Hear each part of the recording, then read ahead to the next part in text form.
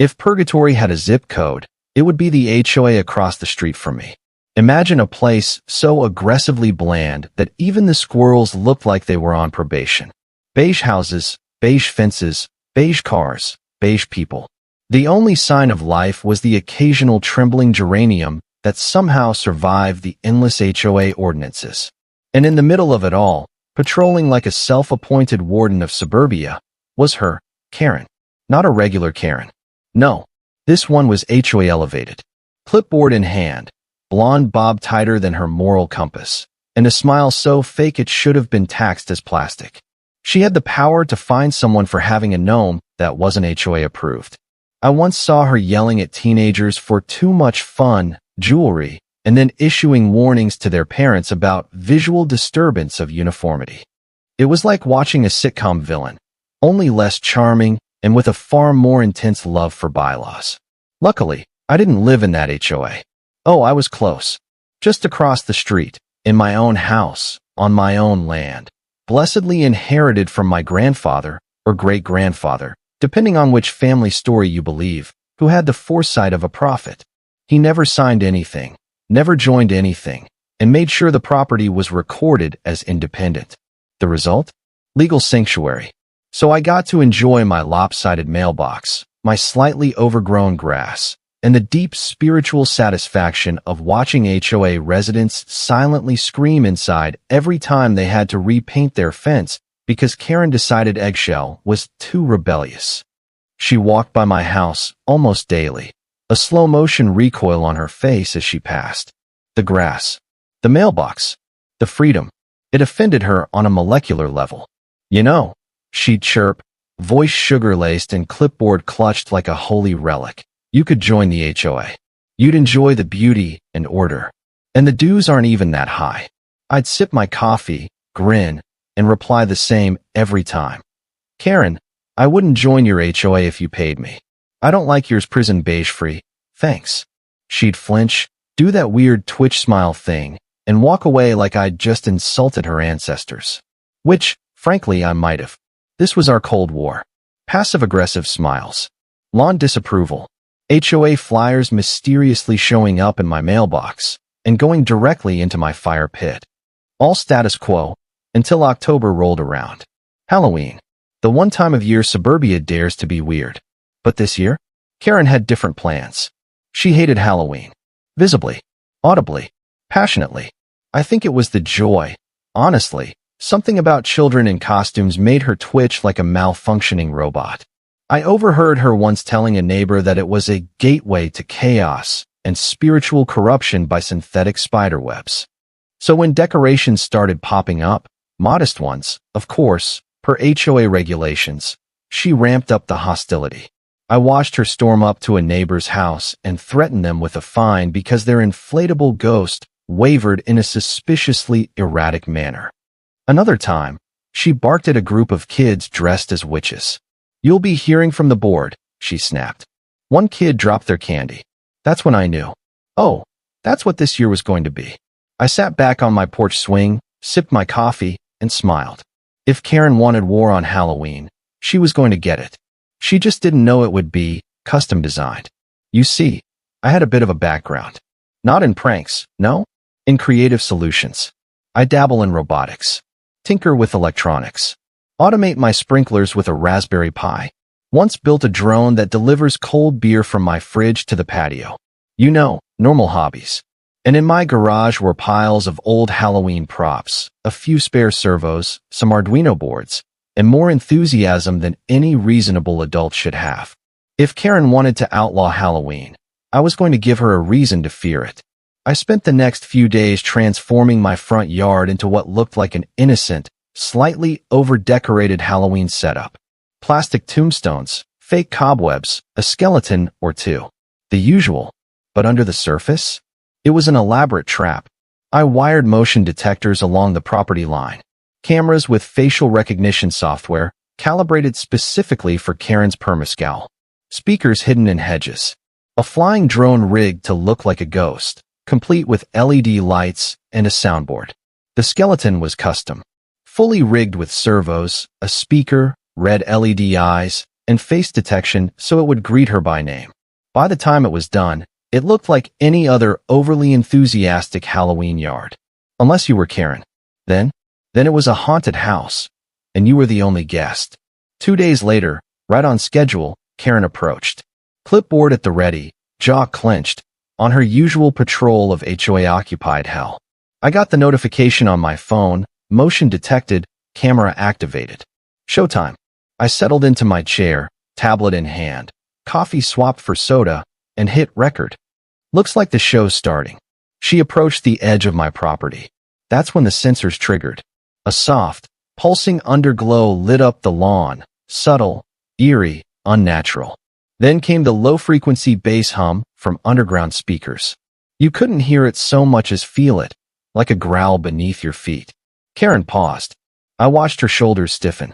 Then, from the bushes, whispers. Surround sound style. It's her. It's her. It's her. Karen visibly tensed. Glanced around. Hugged her clipboard like it might grant her magical protection. But she kept walking. Next came the drone. Silent until airborne.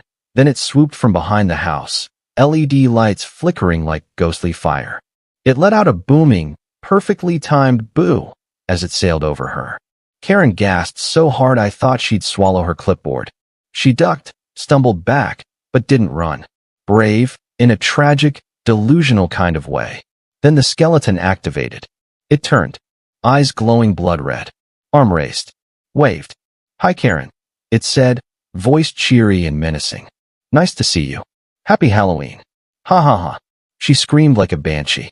Dropped her clipboard. Kicked off one of her shoes as she spun to run, nearly tripping over a decorative tombstone. By the time she made it halfway across the street, she was barefoot, breathless, and utterly broken. I, meanwhile, was laughing so hard I choked on my soda. I already knew what would happen next. She'd call the cops. She had to. Karen doesn't lose quietly. So I opened the local neighborhood app and uploaded the video, complete with timestamps, slow-motion replay, and Halloween-themed background music. The comments were instant gold. 15 minutes later, I heard it, sirens. I stepped onto my porch, tablet in hand, and waited. It was about to get so much better. The red and blue lights bounced off the beige houses like festive guilt, and I'll admit, I was giddy. You ever feel so vindicated that you consider popping popcorn just to celebrate yourself? That was me. Tablet in one hand, smug grin in the other. Karen was already in full drama mode, flailing her arms like she was auditioning for a silent film about mild inconvenience. There, she shrieked, pointing at my house like I'd personally summoned demons. That's the house. That's the thing that attacked me. The officers, 2 of them, exchanged the exact kind of look that said this is our third Karen today. One scratched his head. The other looked at her barefoot state and arched a brow. And what exactly attacked you, ma'am? That. She pointed with both hands now, like a budget ghostbuster. That skeleton. And the drone. And the whispers. It's psychological warfare. It followed me. I casually raised my tablet and pressed play. The skeleton's voice, "Hi Karen, so happy to see you," echoed faintly from the speakers. She jumped behind the officers. I kid you not. She used one as a human shield. See. At that exact moment, like a perfectly written sitcom beat, my neighbor Todd strolled by, pretending to walk his dog, holding a leash in one hand and a large popcorn bucket in the other. His dog wasn't even there. He winked at me. I saluted with my soda. More neighbors emerged, all pretending very hard to not be interested in the spectacle. Some carried trash out. Some stood on their lawns. One woman brought a lawn chair and an open beer. We all knew what this was. This wasn't just Karen versus me. This was Karen versus consequences. The cops finally approached. "Sir," one of them said, suppressing a smirk, "is all this yours?" I nodded solemnly. "Just a few Halloween decorations, officer. You know, trying to keep the spirit alive." Karen howled from behind them. "Spirit?" It talked to me. "Skeleton's got a voice chip," I added helpfully. "Motion activated. Standard stuff, really." The second officer squinted at the lawn. It waved at her. "Face detection," I said. "Fun feature. It only waves at Karen, though." There was a beat of silence. A long one. You programmed it to recognize her? I tilted my head. It's Halloween. I just wanted to make it personal. One of the officers coughed into his fist. The other turned away like he needed a moment. Karen, vibrating with righteous fury, finally stormed forward. I want him arrested. He harassed me with malicious machinery. He violated my rights. I looked at the officers. Pretty sure my property line is clear. And I've got the footage if you'd like to review it. She stepped onto my property. Nothing chased her. No one touched her. Skeleton didn't even move its feet. Officer nodded slowly. Actually, that's what we were just about to ask. Do you have footage? Oh, do I ever? I said, already casting the video from my tablet to the little portable screen I had mounted on the porch for movie nights. With one tap, the screen flickered to life, and we all watched. Karen, inching forward, whisper sounds kicking in. Karen, startled by the drone. Karen, startled again by the skeleton. Karen screaming, fleeing, shoe flying off like a dramatic punctuation mark. When the skeleton said, "Happy Halloween," everyone watching, including one of the cops, started laughing. Loudly. Todd dropped a popcorn kernel. Karen screamed, "It's not funny." But oh, it was. It was. One of the officers wiped a tear from the corner of his eye, then cleared his throat and turned to me. Technically, you haven't broken any laws. It's all on your property. No threats. No physical contact. Just advanced Halloween enthusiasm. The other one added, though it's right up on the line. Creative, but on the line. Understood, officers, I said. Wouldn't want to go overboard. Just trying to bring a little cheer to the season. Karen practically exploded. This is psychological manipulation. He's tormenting me. The first officer held up his hand. Ma'am, you voluntarily walked onto his property. He didn't invite you. You weren't tricked. And the decorations are holiday themed. Unless you want to file for emotional distress over animatronics, there's not much we can do. Karen made a strangled sound. Like a tea kettle that hated fun. I decided to twist the knife. Don't worry, Karen. I'll turn the volume down next year. Or, up, depending on community feedback. That was it. She stomped her foot, actually stomped, turned in a puff of fury, and marched back to her beige stronghold, barefoot and clipboard-less. The crowd, now fully embracing the public spectacle, clapped. Clapped. Even the officers chuckled. As they turned to leave, one leaned in and said quietly, "Off the record. That was hilarious. I might hit you up for a build. There's this HOA president in my cousin's neighborhood who needs a reality check." I smiled. Just give me a time and a budget. He laughed, shook my hand, and they drove off. The street buzzed like after a parade. Neighbors approached one by one. Some brought beer. Some brought cookies. Some brought both. One woman literally bowed. People who hadn't spoken to me in months suddenly wanted to know if I offered consulting services. I accepted the offerings graciously, not unlike a suburban war hero returning from the front lines. It felt right. That night, Karen didn't come out. The next day, she didn't either. She had, for the moment, lost. And the whole street knew it. But oh, this was just the beginning of her unraveling. For the first time in years, the HOA street across from me felt free. Like a collective breath had been released. You could feel it. Lighter conversations, louder decorations. Even one of the dads parked a non-beige red car in his driveway. Bold move. Dangerous. Beautiful. Karen, meanwhile, vanished. Her blinds were drawn. Her beige SUV hadn't moved. There were no emails, no HOA alerts, no fresh passive-aggressive newsletters about decorative discipline. Just silence. Blessed, hilarious silence. The video I'd posted kept gaining traction in the local neighborhood group. Within 24 hours, it was shared to a regional Halloween fan group, then a suburban homeowners meme page. It snowballed. Comments ranged from "This is art" to "I would die for this man" to "Karen should have known better than to start a fight with someone who owns a drone and a sense of humor." And my personal favorite, Skeleton got more personality than our entire HOA board. People started messaging me. Not just neighbors, other HOAs. A guy from Arizona wanted a consultation. A woman from Michigan sent a care package with cookies, a thank you note, and a drawing of the skeleton with a speech bubble saying, "Hi, Karen." I framed it. On the third night post-Halloween, I was out on my porch, sipping a beer, watching the skeleton cycle through idle animations, a little head tilt here, a red eye blink there, when Todd walked up, his dog now actually present, and dropped into the chair next to me. "You know," he said, "I think you broke her." I raised an eyebrow. "Karen?" He nodded. "Some of the board members told me she hasn't responded to any HOA emails, not even to correct their grammar. That's concerning." "Is it though?" "Fair point. But that's when it happened." A new post appeared in the HOA's private group chat. Someone screenshot it and sent it to me with the caption, "She lives." The post was short, but classic Karen. "It is with deep regret that I must temporarily step down from my responsibilities as HOA president due to personal distress caused by targeted neighborhood harassment. Please direct all board inquiries to Vice President Gerald, who I hope values structure and order as much as I do." Cue. Screaming intensifies. Only it was coming from inside the HOA. Gerald, poor man, was what happens when someone who just wanted a quiet retirement is suddenly asked to babysit a dictatorship. I could already tell he wasn't ready for it. Karen had run the HOA with the precision of a Swiss watch, only with more yelling.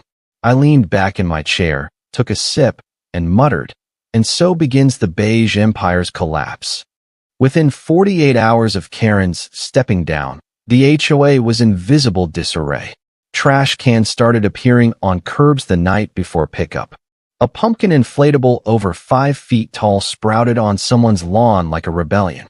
Someone even installed blue Christmas lights 2 months early and labeled them preemptive winter flare. It was anarchy. Mild, decorative anarchy. And I was thriving. My mailbox now had googly eyes. My lawn gnome wore a tiny anti-HOA protest sign. "Let lawns be lawns." The skeleton? Upgraded. He now had seasonal messages. Every time someone passed by and tripped the sensor, he'd say, "Enjoy your day, Gerald. Don't let the bylaws bite." Remember, HOA doesn't stand for horrify our area, unless Karen's back. Stay spooky, suburbia. One night, as I was wiring new lights into a singing zombie squirrel, don't ask, I got a knock on the door. It was Margie, a longtime resident of the HOA, mid-70s, hair like a hurricane, voice like a chainsaw wrapped in honey. "I brought you pie," she said, shoving a tin into my hands. "You made that woman scream so hard her eyeliner ran into her soul." "Bless you." I didn't know how to respond to that, so I nodded. "Glad you enjoyed the performance." She looked around. "You got any plans for next year?" "Already sketching," I said.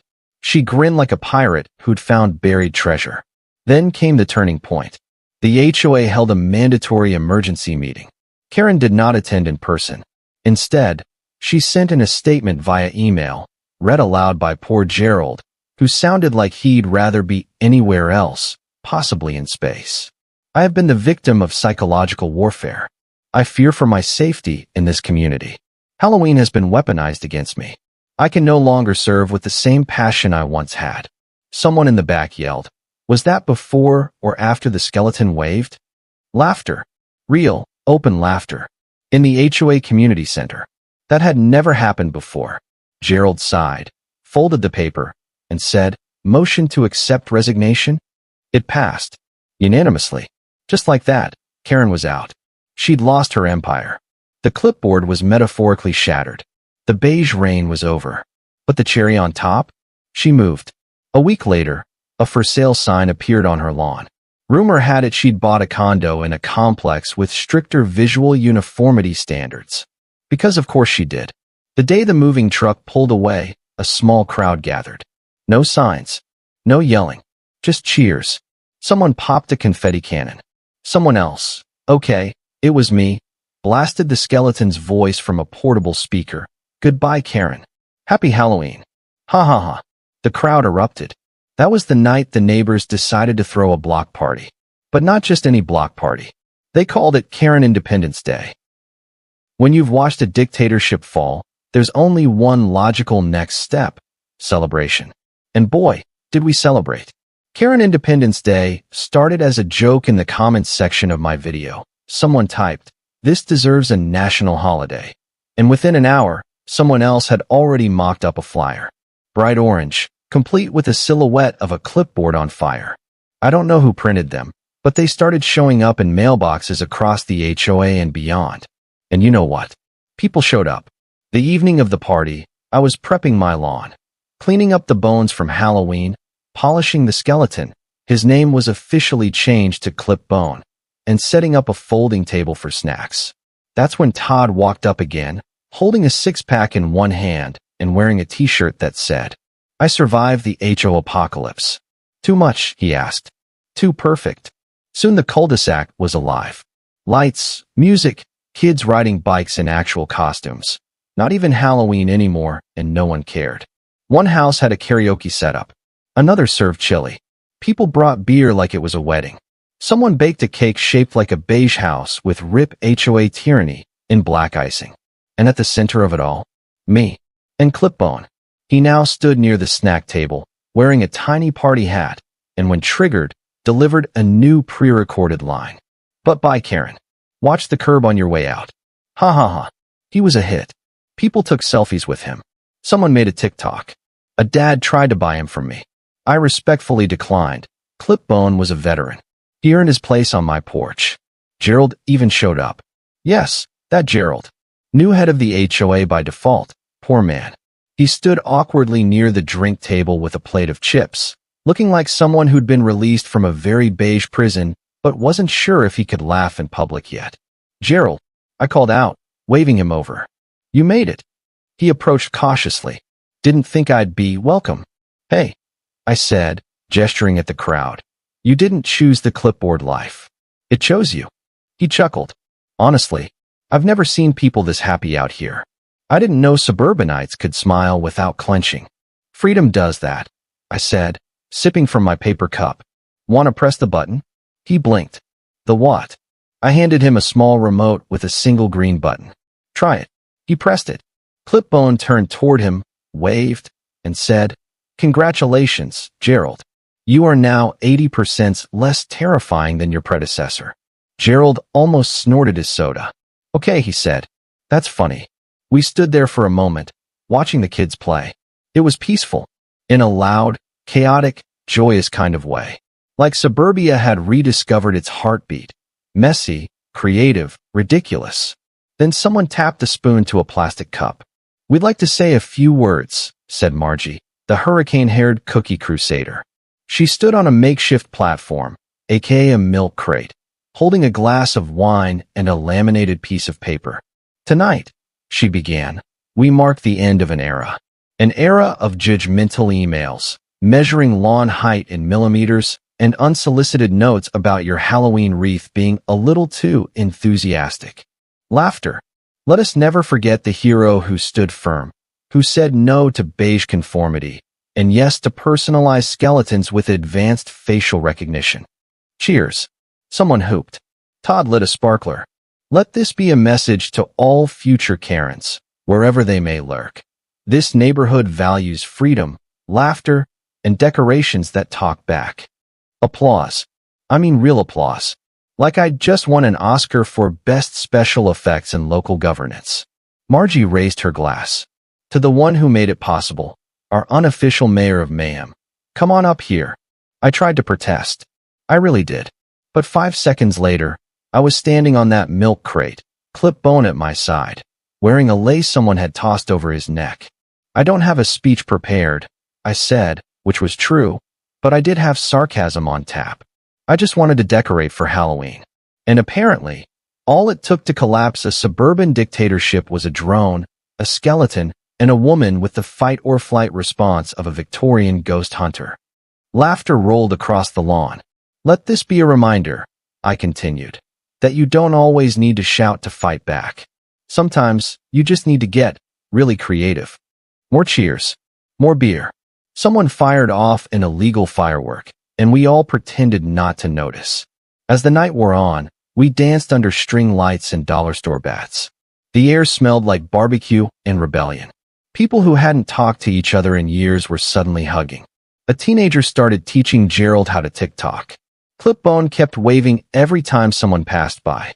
It wasn't just a party. It was a reset. By midnight, I was back on my porch, watching the last of the guests drift home. My lawn looked like a battlefield of snack wrappers and streamers.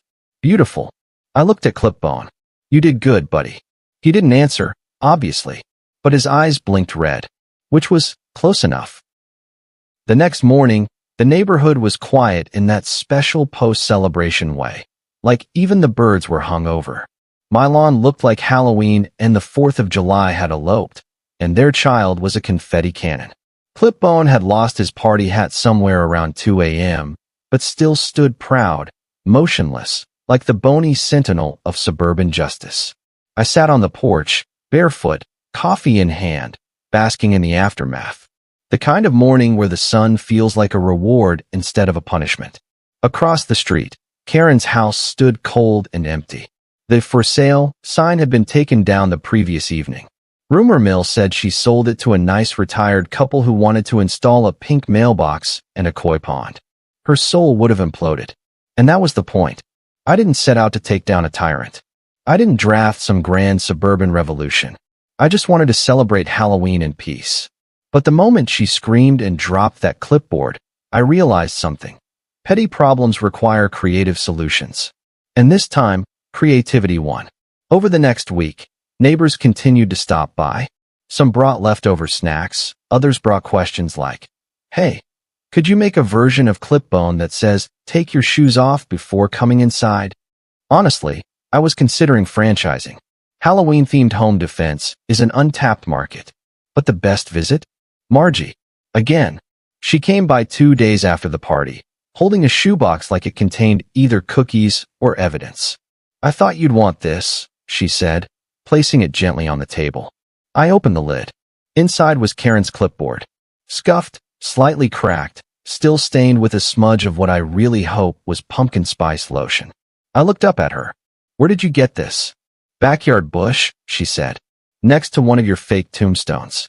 The one that says, 'Here lies HOA rule number 47. Thou shalt not have fun.'" I smiled. A deep, slow, satisfied smile.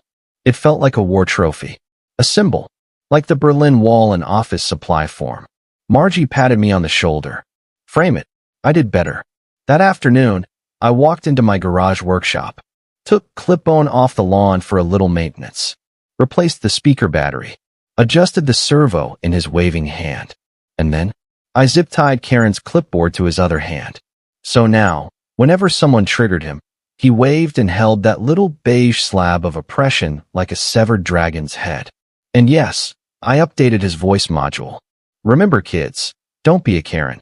Unless you want to end up as part of the decorations. Weeks passed. The HOA adjusted. Gerald proved surprisingly chill once the clipboard was out of his way. The board meetings became optional. Decorations stayed up past their official removal window. The beige started to fade. You could see it. Hints of color, rebellion blooming like wildflowers in an abandoned parking lot. Then came the final cherry on top. A package arrived in my mailbox. No return address. Just a plain brown box, taped with surgical precision. I opened it slowly, unsure if it was a thank you or a cease and desist. Inside, a single note, in handwriting so tight it looked like it had been typed by anxiety itself. "Congratulations. You win. I've relocated to a community where rules still matter. May your skeleton haunt you as much as you've haunted me. Karen." And beneath the note, a single black shoe. The one she'd lost during her escape. I stared at it. I laughed so hard I nearly spilled my coffee. Halloween came and went the next year. Bigger, better, louder. Clipbone got a girlfriend, Skelebel, obviously.